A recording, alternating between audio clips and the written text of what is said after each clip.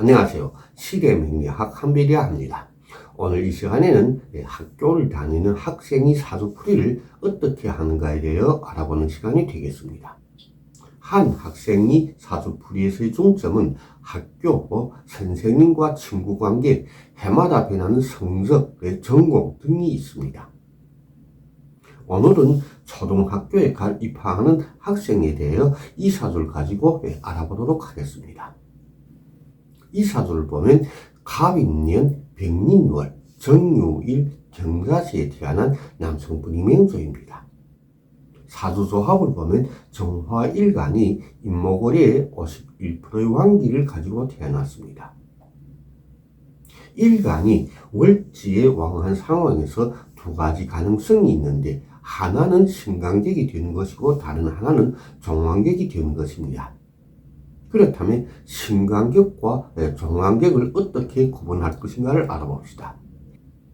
사주원국에서 재관식상을 보는데 재관식상의 영향이 체계를 이루어 일간을 제어하면 신강사주가 되고, 그렇지 않고 재관식상의 영향이 체계를 이루지 못하여 일간을 제어하지 못하면 종왕사주가 되는 것입니다.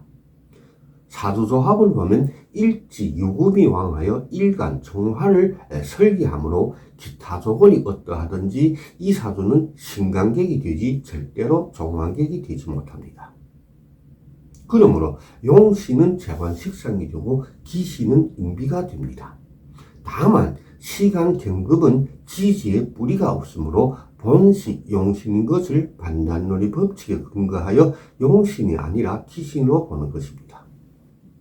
초등학교 입학 시기는 명리학적으로 판단 분석이 불가능합니다. 왜냐하면 지금 시대는 정부에서 법률적으로 초등학교 입학年齡을 규정했기 때문입니다.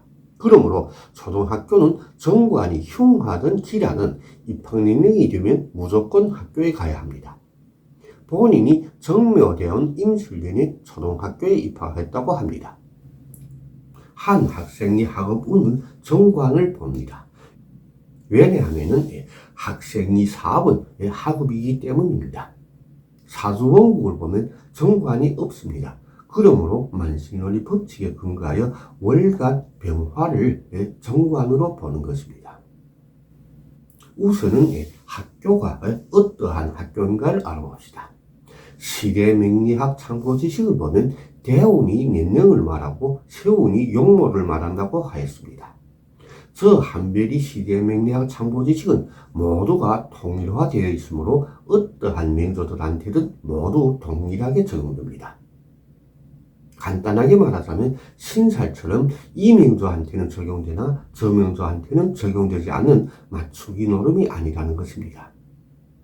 자, 그렇다면 이 참고 지식에 근거하여 학교가 어떠한 학교인가를 알아봅시다.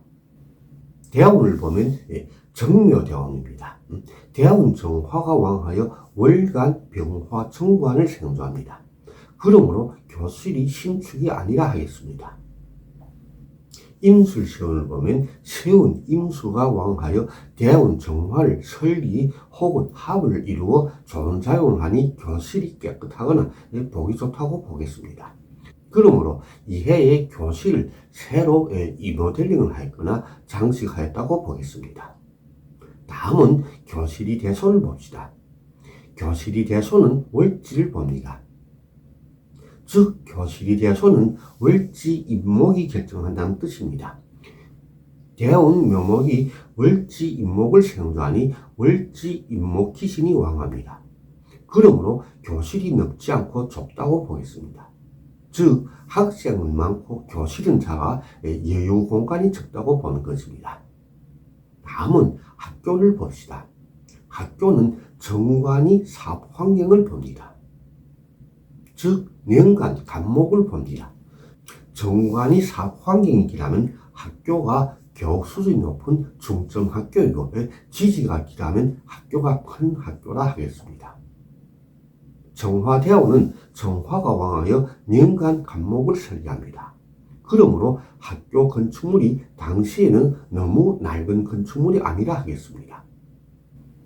간목은 또한 학교의 교수 수준, 즉 학교가 좋은 학교인가 아니면 일반 학교인가를 말합니다. 간목이 정화의 설기를 받아 기람으로 본 지방에서는 비교적 좋은 학교라 보겠습니다. 실제 당시에 다니던 학교는 근방에서 비교적 좋고 큰 학교라 합니다. 년지 임목은 학교의 대손을 말합니다. 세운 술토가 왕하여 대운 묘목을 설계하니 년지 임목이 약합니다. 그러므로 학교가 차지하는 면적이 비교적 크다고 보겠습니다. 학교가 크다는 것은 운동장이 넓어 학생들이 활동 공간이 크다는 것을 말합니다. 다음은 학교 방향을 알아봅시다. 학교 방향은 정관이 결정합니다.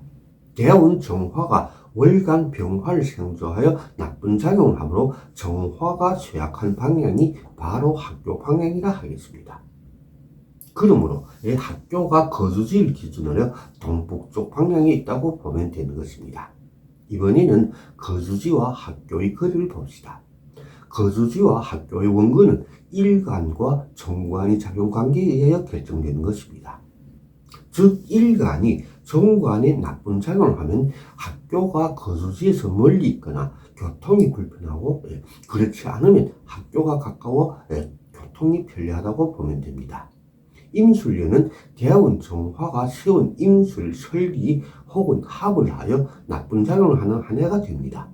그러므로 학교가 거주지에서 비교적 멀다고 보겠습니다.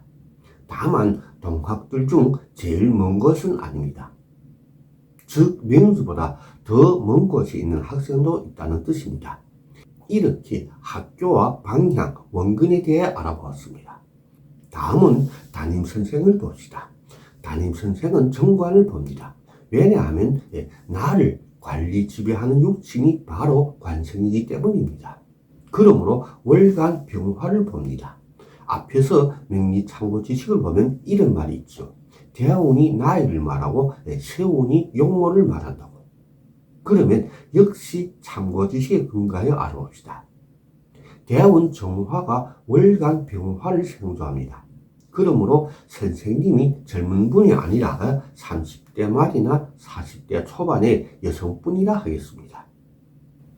세운 임수가 대운 정화를 극하여 월간 병화에 좋은 작용을 하니 선생님이 예쁜 용모를 가졌다고 보겠으며 건강한 피부를 가졌다고 보겠으나 맑고 흰 피부는 아니라 보겠습니다.